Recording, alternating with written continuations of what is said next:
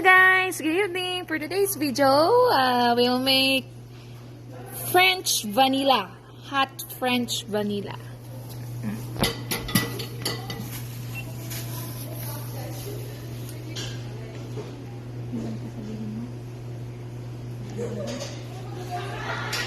Hot, same like Lilian, hot. Oh, this one, vanilla and hazelnut. Next, we will grind coffee. This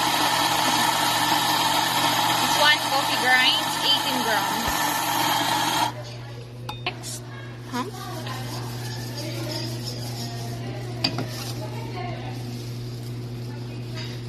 Then after that, we'll put in the espresso machine. One shot lang siya.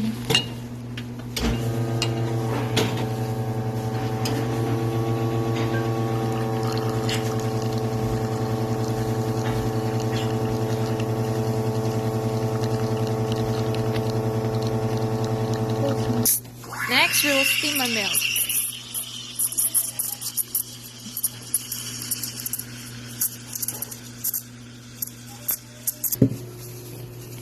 And now, Lilian will make art for French vanilla.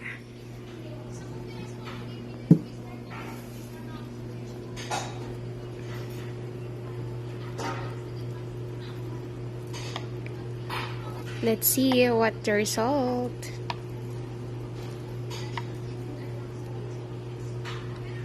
Oh, she made, what call this one?